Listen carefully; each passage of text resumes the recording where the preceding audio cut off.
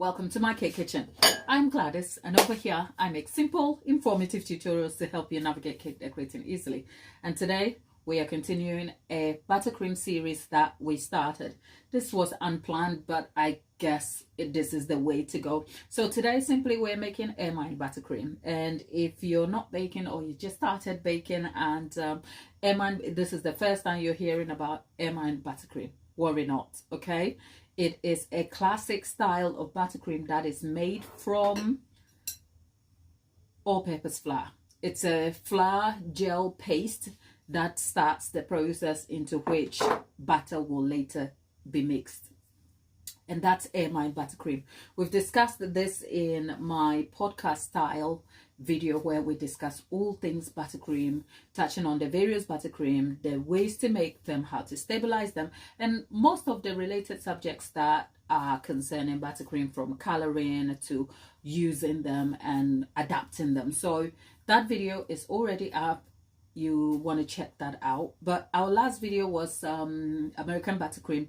This is a recurring theme and a very favorite subject where I get so many questions. So whenever the opportunity comes, I come back and I give you more information about the same thing over and over again. And this is just preempting to say hello there. We are very detailed and informative here. So consider this a baking class or a sort of baking resource where we give you all the useful information so you can go ahead and use that in your home kitchen, especially if you're a beginner. Now, back to Ermine Buttercream. It is also called boiled milk frosting. So if you don't see Ermine spelled as E-R-M-I-N-E, if you don't see Ermine but you see boiled flour or pudding frosting, it almost means the same thing. And boiled flour, boiled milk, whatever it is, pudding, it's essentially a pudding. The gel paste or the flour base is a sort of pudding texture, so that is something to for you to note, right? So we will be making it and I'll be talking you through the ingredients over here. I've already gone ahead and updated that on our community post, and you can check that out. You can also check our previous video for the American Buttercream, which is our latest one. There are various types of buttercream. We have about 8 of them, and the 8 are just the general ones that are very common. Doesn't mean there are just 8 buttercreams. There are more, and there are different derivatives and variations of either of the 8. So the number of buttercream at this point in time will be set into a significant number that I am not sure about. But back to Ermine Buttercream. This is a very, very classic style of buttercream developed sometimes in the 1900s. So this is an old, in terms of all the buttercream or frosting types that we have in modern times, this remains one of the very old ones that you can find. It is actually also mainly usually associated with the original form, original recipes of red velvet. And we've had that conversation here where red velvet has not, in modern times, is more of a red coloring that is added to a sponge cake. And if developed properly, a red velvet cake is a very good, well textured cake that has great taste. But the origins of red velvet has nothing to do with red food coloring and the color red. In fact, the origins of original red velvet or the classic style red velvet was a dark brown sort of tan looking cake that was as a result of a reaction between the natural cocoa and the buttermilk that was in the recipe. So talking about classic recipes, Ermine Buttercream was the original buttercream frosting that was associated with red velvet. All of that has changed now, and it is most likely you will find red velvet with American Buttercream or perhaps some good standard cream cheese frosting. So with that said, our ingredients here. Normally on a live like this, I don't have my notes. I don't have notes actually. So what I don't want to do is get my ingredient listings wrong. So like I said, I have already updated that in the community post if you want to see exactly the quantities here. But for everything we have all-purpose flour here. I think this is about 50 grams over here. I'm going to try and see if I can get through much of them. So there's about 50 grams of all-purpose flour here.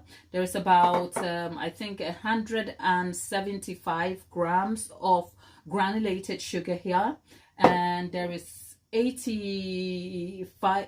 You know what, I've got that wrong, so let's just move on. So there is all-purpose flour. I was right. I have all-purpose flour here, I have granulated sugar over there, and I have full fat milk, which is in England it's labeled the blue top full fat milk, so it's whole milk if you like, over here.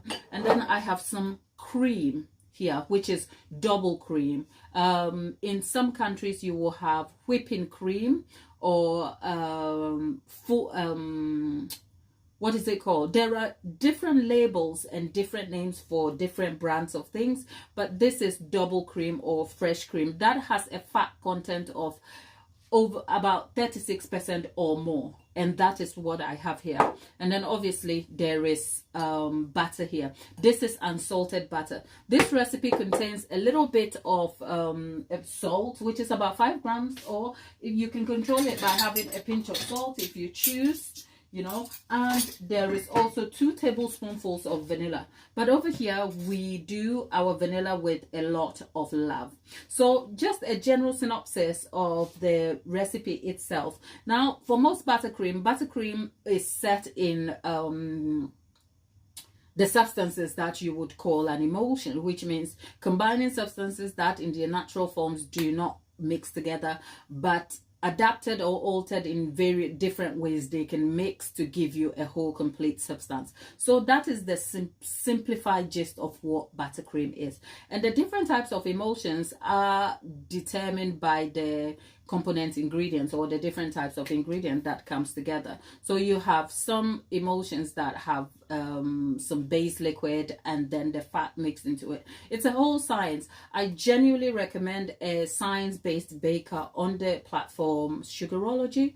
She focuses on the science and brings you all the information about it. You want to check her out. And also, when you have a chance, check out Claire Saffett and Ermine McDowell. These are all content creators and professionals who are well adept in their fields and very kind and informative in the videos they provide, which you can glean more information and more help from. So I will advise you to check those out after watching this video. That said, the idea of this is to mix the flour, the sugar, the milk and cream here into a base paste, which is like a pudding, custard like consistency. Leave it to cool, and then that is mixed, that is whipped up, and butter is mixed together with it. You will find different variations in terms of the ratio of ingredients here, but the process is generally the same. So this is the ratios here is mix a type of frosting that is very less in sugar here. I mean, we have, is it, let me just see, I think I have my notes here. Let's have a quick look so that I am sure.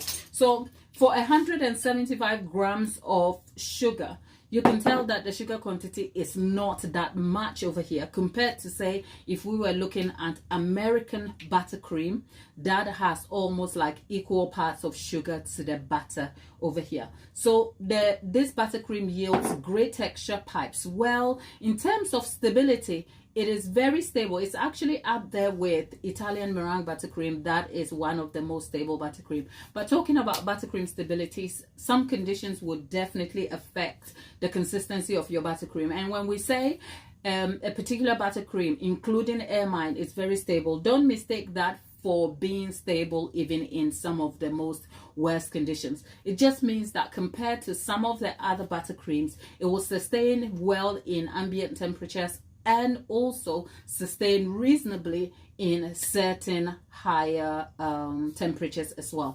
But obviously the greater influencing factor to the consistency of buttercream and its stability will always be butter, as much as the scientific process and other ingredients do influence it. So I'm going to stop banging on and we're going to jump straight into making this buttercream. So first I'm going to plug this in so we have a source of heat over here. It is actually my very first time making Ermine buttercream.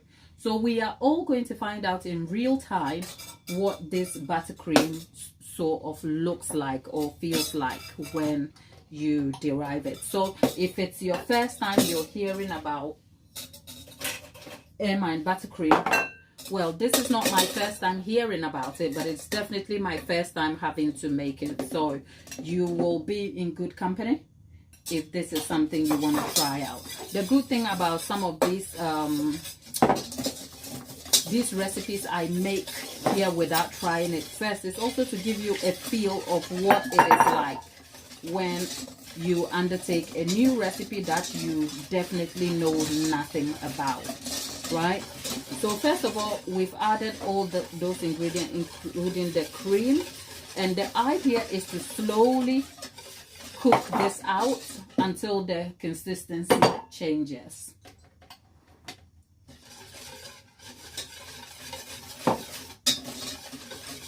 It is a really boring process. Hi Vivian, how are you?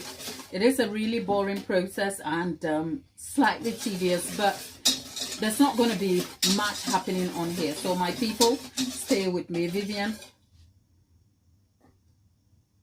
it was all, oh, okay. So thank you, Vivian, for being here and for giving us a heads up. Right, Vivian is just telling me in the chat that she tried this sort of buttercream out last month and it split on her. It's not good at all. Vivian, what was your recipe? Where did you get the recipe from, and what did you do right, and what did you like? Talk me through your process so I can see if I have any input to help you out here. Because from all the research I have found, Ermine buttercream is actually really, really good, but the splitting and the downsides of Ermine buttercream is actually connected to the science of the paste, which is the pudding base.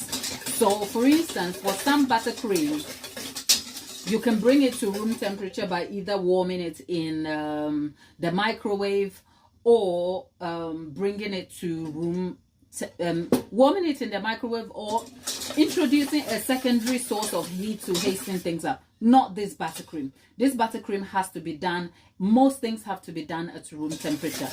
Also, the base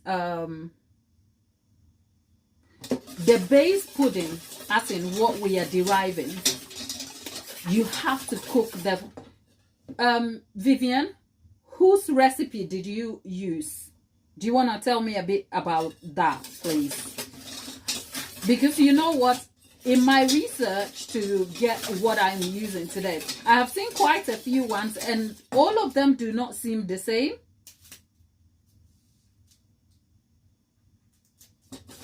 So Viv, no, I just saw no. You know why? I can tell you her recipe on top of my head. And actually, her, I love her. I love her. The creator who you put in the chat, much respect to her. She's been here forever and she's done it. And so, but when I say no, I mean no, because the science of it, when you look at her recipe, the sugar and butter quantity is a 1-to-1. That is the problem. There is too much sugar, and there's about 75 grams of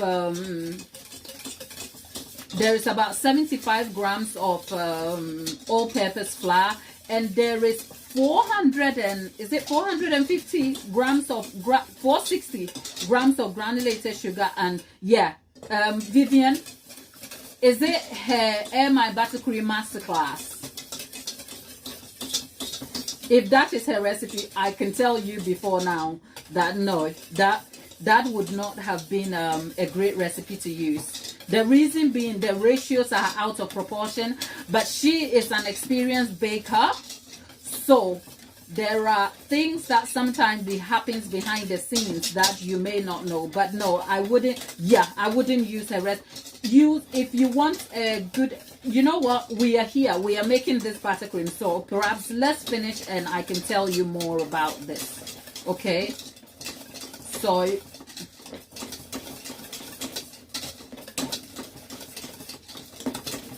okay, so I've spent my time talking to Vivian about this particular recipe because she used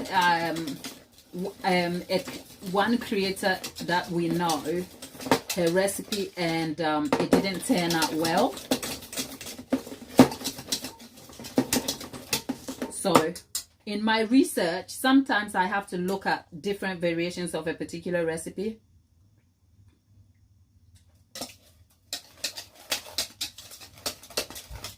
You want to cook the flour out. Right. It is a tricky one to get right. It is. Okay.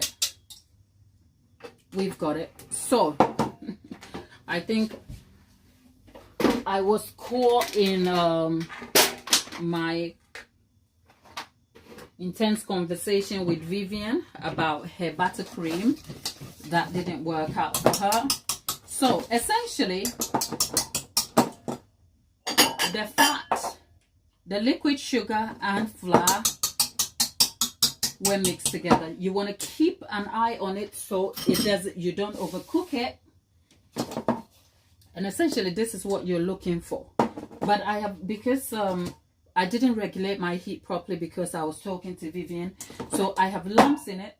So to rid of the lumps, the thing you want to do is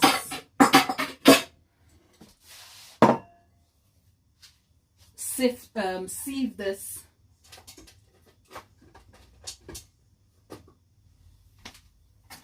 Sieve this all together. So, right.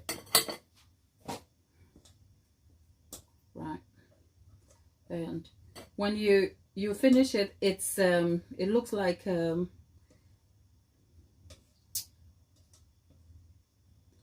jelly type of thing. And that's what you're looking for, right? So I am just the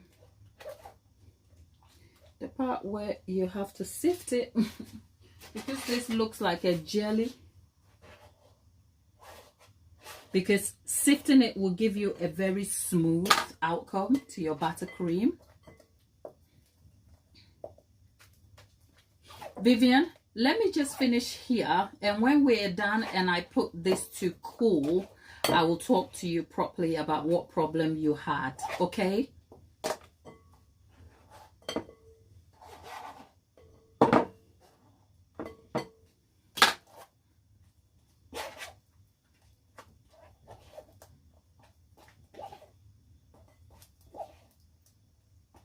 Right, so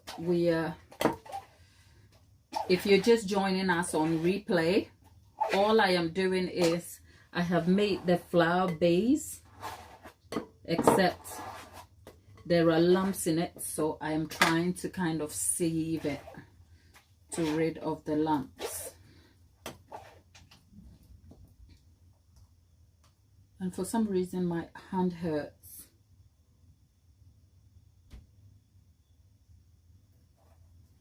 Right, yeah, Viv, never you mind, we will talk about the problem you had and what's happened over there. Let me just finish sieving this really quickly.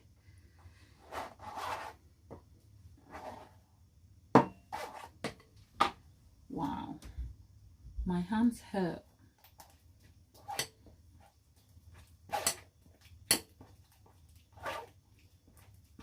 Right, you have such the consistency is actually very fascinating. This is the first time I am making it, so if I seem very surprised or bowled over, actually my reaction is just natural and it's raw.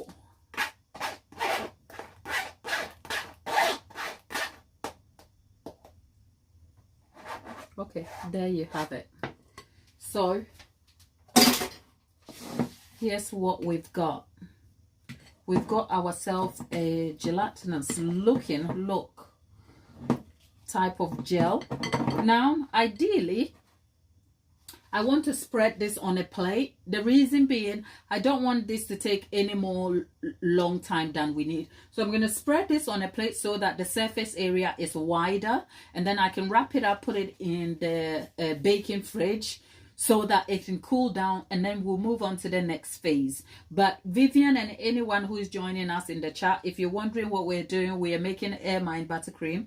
It is a very simplistic type of buttercream, a classic that yields great texture, is less sweet, has good piping form, and has a lot going about it. But it does have sensitivities about it that you have to have a general understanding of to yield yourself some great results. Snippets of that information you will find in a buttercream video that I created in audio style, just so that it summarizes all the subjects of buttercream and its related aspects in a very organized form. So if you're new to baking and you want to see that video, check that out. I'll also link it in the description box when I come to optimizing the description detail here. But right now, let me just wipe the tabletop, wash my hands, and then get to it.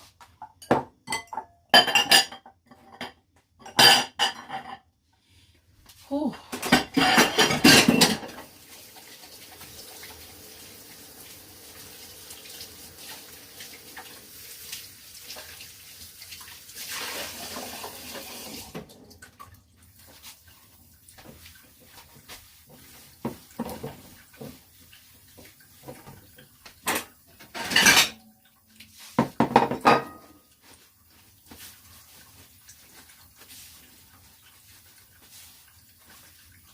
Right, now I did say I wanted to move it into a plate and then spread it out.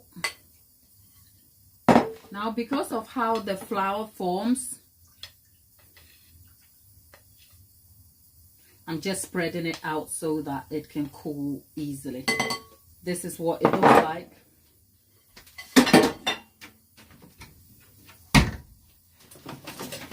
You are probably going to be better served by applying a cover on the top. And what I am doing, I could use a clean film, but I don't know where I've left it. So all I'm doing is I have a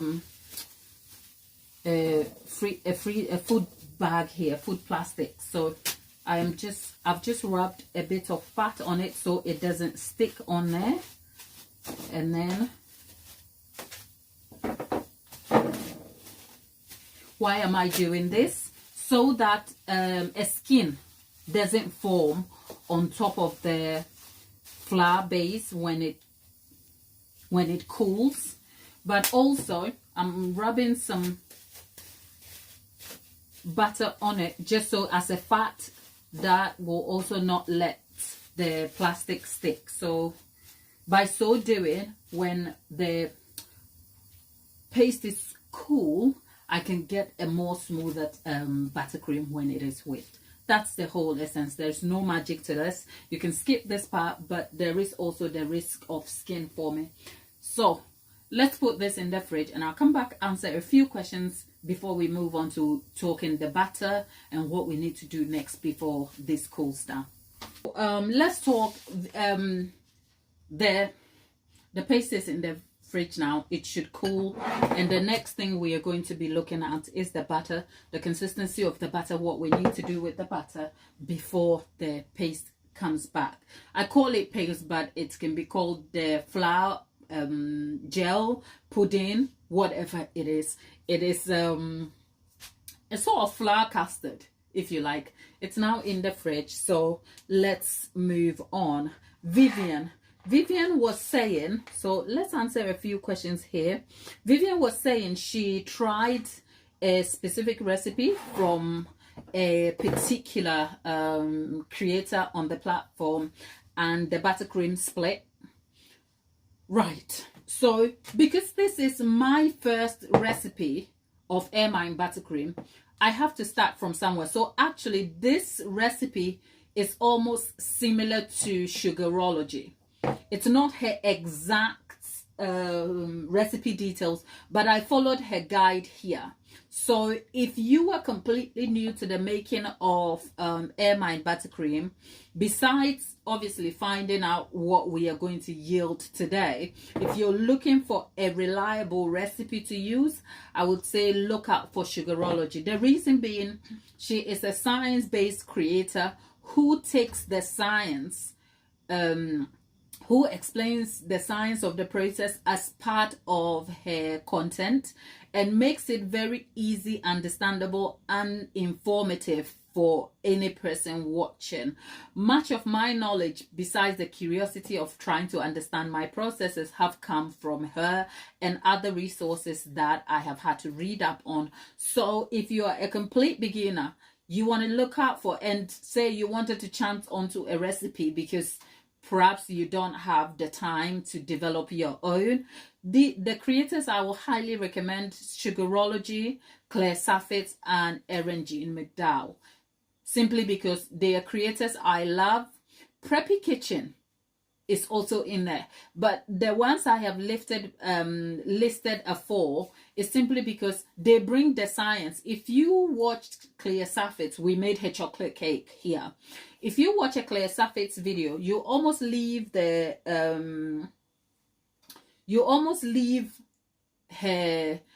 the end of the video feeling like you took a very fun science class where you were explained all the things that were happening that you would otherwise not know. And I think that brings clarity, that brings context, that is informative. It brings general understanding and leaves no room for doubt. Because where there is doubt, you will always find that there is room for error.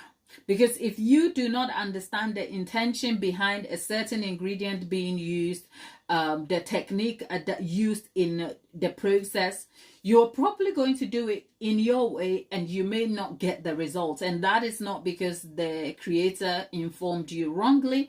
It is because they didn't give you clarity to what they were doing and why, for you to either adapt your technique or probably follow their guide. So I hope that kind of makes sense. But having said that, I don't want to dwell a lot on Vivian. I don't want to dwell a lot on the creator and their process. And the reason being, I told you, in my research, I had to look up the few different recipes. And when you Google Ermine Buttercream on the platform, as in the YouTube platform, I think the creators, the one you used, would probably be amongst the first three, if not the first. And if you have some understanding of baking recipes and recipe ratios, when you look at a recipe, you can tell whether the recipe would have faults or not. So I think I say that as an advantage, as somebody who develops my own recipes sometimes, and somebody who is curious about understanding the science behind recipe development and the processes. So even in my research, when I clicked on the video and I went straight down to the description box and I saw the recipe, I was like, I'm not touching this. There's simple reason being, when you look at Claire Saffitz and Sugarology, the two creators who bring science to the baking process and who explain that to a very detailed understanding, you'd find that everything that points to Ermine Buttercream doesn't require that much sugar.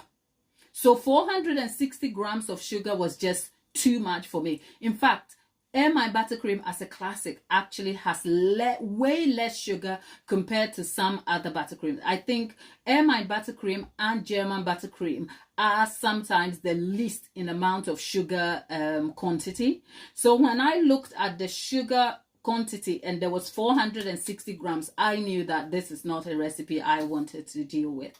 So I don't know how the sugar affects anything, but at least I know that the sugar will yield a higher content. But if you go and check Sugarology's video, she will explain the process to you, because essentially the sugar and the flour, the sugar and the milk, so of the liquid and the sugar forms a syrup for you.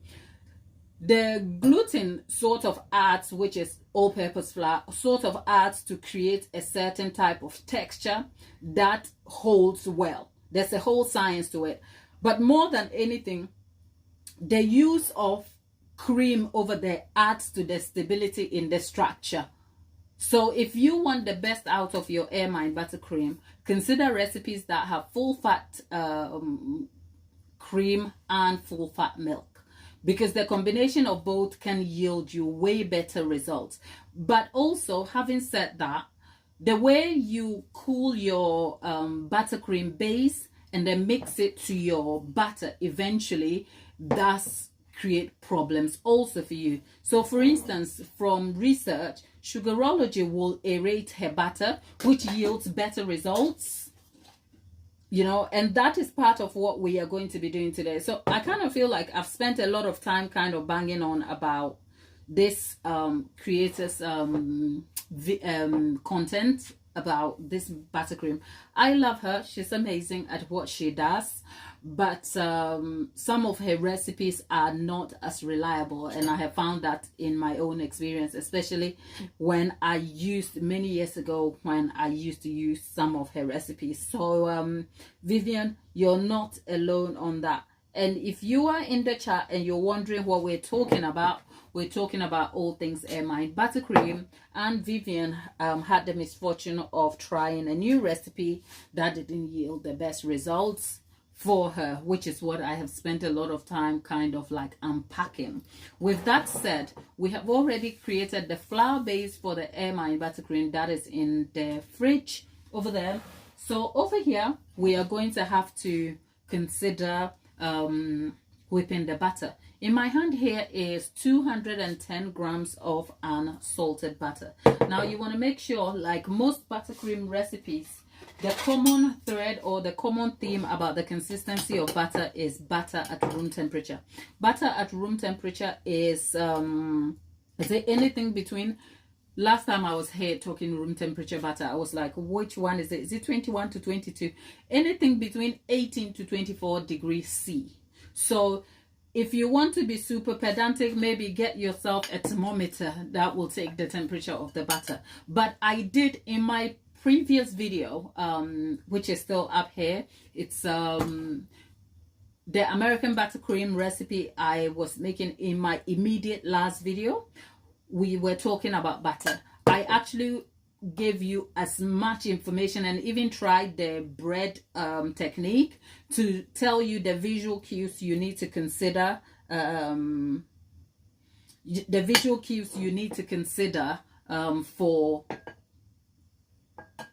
for the consistency of butter. So you want to check that out. But the whole idea is to make sure that even when your butter, because the whole thing about let me just drink some water. Lemon water. My mouth is a bit dry. The whole thing about butter consistency is set in what you are visually observing. Look at the butter, because the general idea of room temperature, what does room temperature butter look like? What does that look like? Could you tell if you were given butter and you were told this butter is at room temperature? Obviously, the detail here is that butter that is between 20 to 22 degrees C, that is at room temperature. Okay, but how do we know this butter is of the named temperature? Do we have a thermometer to do that? So all the things about room temperature butter, it's down to consistency and what you are visually observing. So take some visual cues. So last time we did in my last video, we did a small experiment where we had butter like this and we tried spreading it on a slice of bread, and it got really lumpy and clumpy on the bread, and the bread was tearing, which meant that the consistency wasn't soft enough as we would like it for the buttercream we were trying to yield. So I popped the butter in the microwave for 10 seconds, came back, and we had the consistency of butter. So that is exactly what I will be doing with this.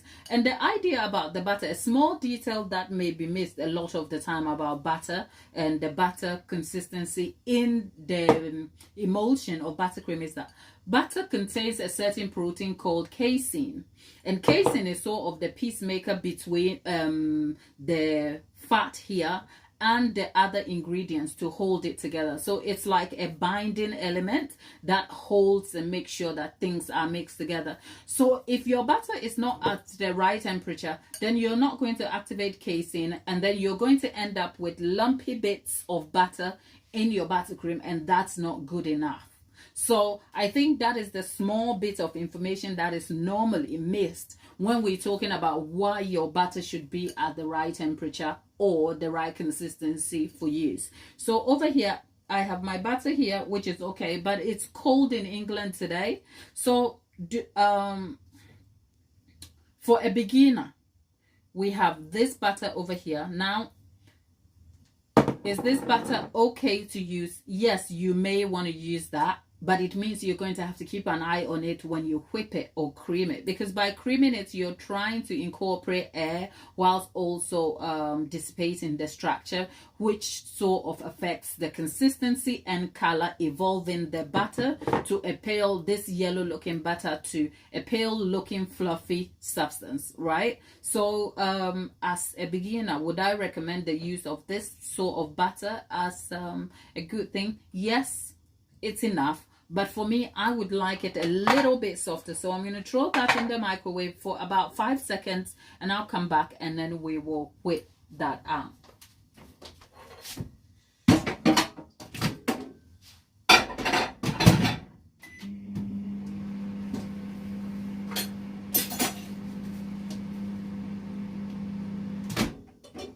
If you have to reheat your butter to the right consistency, you want to be very careful. It can be tempting to be so distracted that you get the consistency wrong. So 5 seconds in, and this is what I have.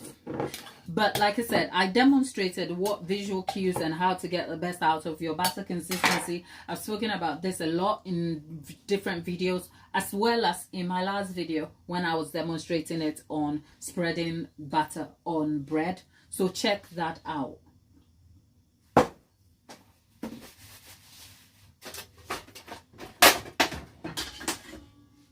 That said, for this sort of buttercream, sadly, you will need some sort of whisk, okay? So complex tools required, not exactly, just any type of beginner standard whisk.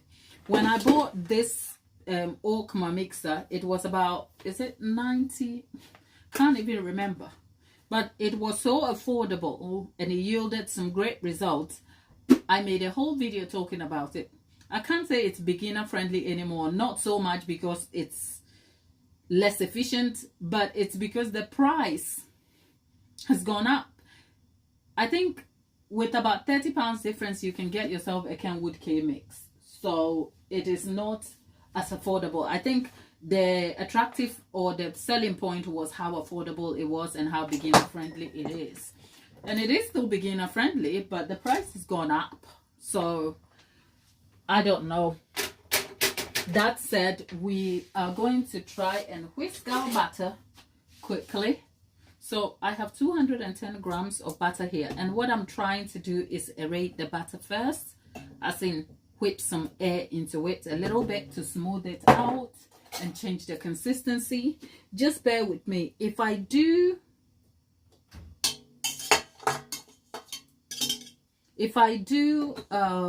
turn the whisk, the machine, the mixer on, and it starts getting louder and louder, I may not be able to talk to you, but if you have questions, leave them in the chat and I'll come back and answer them, okay?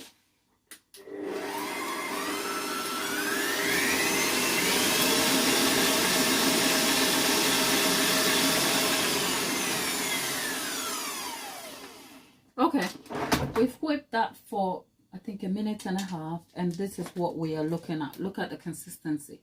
It is a little more softer and lighter than when we had it in there. For the quantity here, I wonder if you could do this with a hand mixer though. I wonder. I might have to probably try that. But let's whip that again. You will find in the recipe notes I have stated 2 tablespoonfuls of vanilla, but over here we do our vanilla with a lot of love, so that's some vanilla in there. And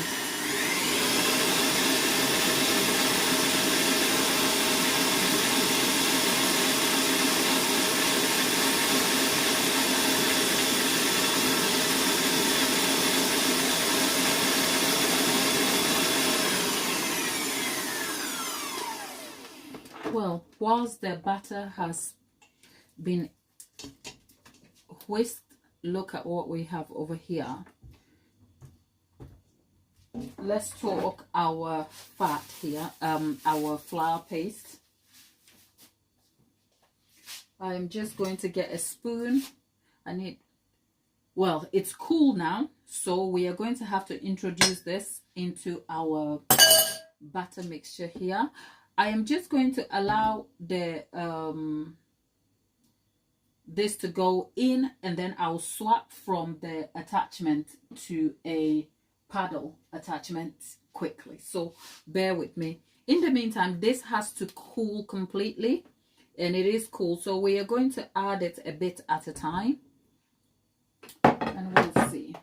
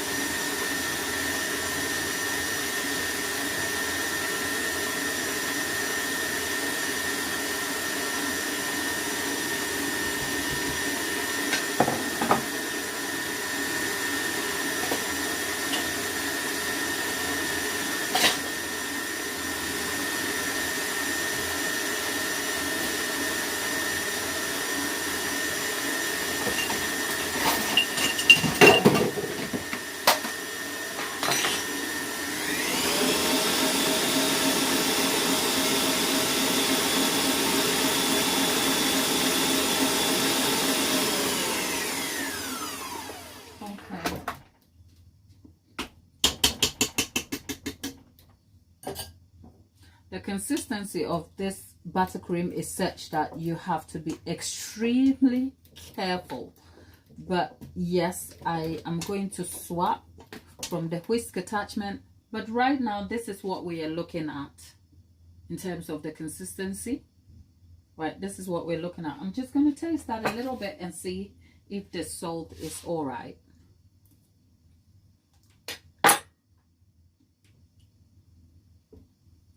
It's actually okay. It tastes like some pudding, especially with the vanilla. The vanilla has come through in a way that, okay.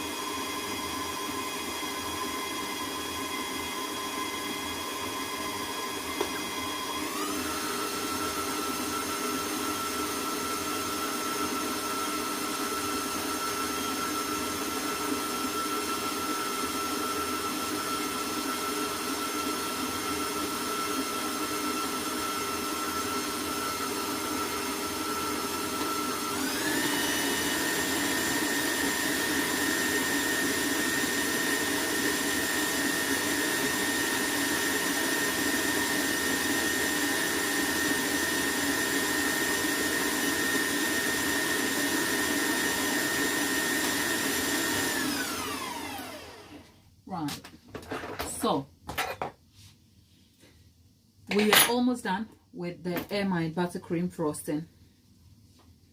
For a first attempt, what are my impressions? I think because of the recipe guide I used even as a first time, which is reliable if you like the recipe, I think it's all right. It's yielded some good result here in that the buttercream is done. It looks as I would expect for Ermine Buttercream. What do I think about it as a buttercream type? I am not sure what to think. The reason being, I am very biased towards a particular kind of buttercream type, which is your Swiss, Italian, and French buttercream. Now, we know Italian is very specific and very detailed to make. And if you want to make Italian buttercream, you have to follow the processes meticulously for greater results. So if you're a beginner, it can be a bit of a daunting task to undertake. So not hugely recommended, but it's a baker's sort of buttercream. The next one would be obviously Swiss meringue buttercream, which same issue, same markers as Italian buttercream, but slightly different process. Very detailed, very pedantic, super detailed, long process involved. You have to consider all of that, especially as a beginner. But then people have managed to substitute that with full Swiss meringue buttercream, which I have equally made videos about and have shared my thoughts on. Then there's French buttercream. These are my favorite buttercreams of choice. But all these buttercreams have pros and cons. And the pros of these buttercream, even though I love them, is that for both Italian and Swiss, they are not so beginner friendly at all. In terms of stability, they tick the boxes. Not so much for Swiss compared to Italian, but French buttercream isn't even stable at all. So I use French buttercream for filling my cakes than anything else. I don't use it for covering my cakes or doing anything more than just filling a cake, and that's it. So with that in mind, what matters to me very much, because your intention about making a specific buttercream has to match your goals, your buttercream goals. And for me, buttercream consistency, the texture, how it affects mouthfeel is really, really important.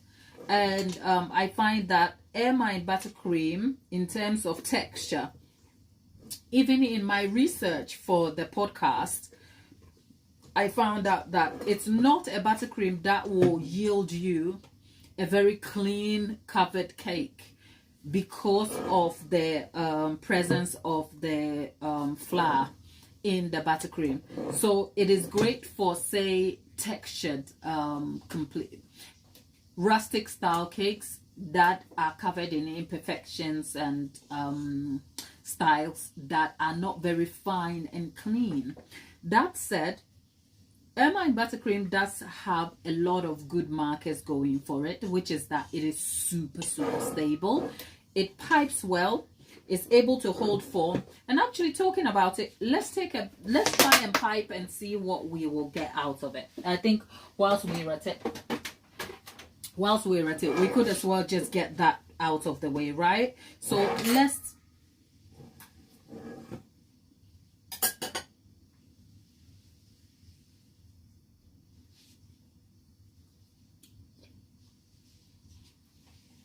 it is nice and tasty.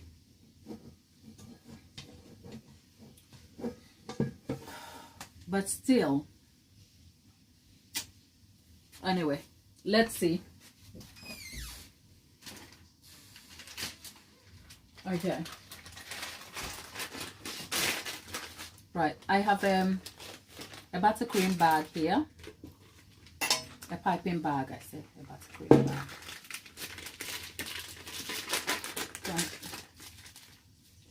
Okay. And the plate. Right. Okay. It pipes well. Look at the form it's holding.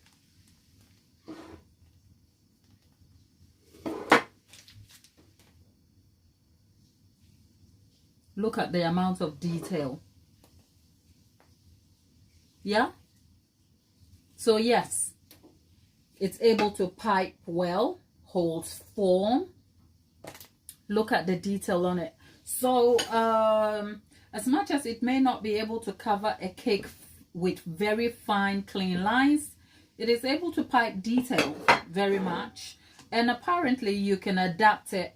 If you want to make a gluten-free version, you can adapt it using other forms of starch as the base over here. So that's Ermine Buttercream. Some of the things you have to look out for is how you bring this buttercream back to room temperature.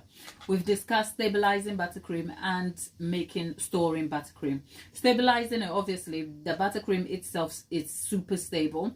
It can also adapt to the addition of flavors and can be colored and dyed with great results. That said, to store this buttercream, you can put it in a tub, seal it closed, and refrigerate for days and weeks, or freeze for months. However, if you do decide to go down any of these routes, the best thing to do to bring it back to spreadable consistency for use is to leave it to come to room temperature by itself. So if it's frozen, you want to leave it completely on a countertop so it will defrost and come to room temperature, and then you stir it in and it's good to use. Or perhaps you want to leave it in the fridge to thaw a little bit and then bring it to the countertop. Any introduction of heat or secondary source of heat in any form to help bring the buttercream along will break the gel, which is the pudding base that's in this, and there's a science to why that is. I can't seem to explain that very much here, but if you have tried bringing your Ermine buttercream to room temperature by introducing heat and have seen it break and look like curdly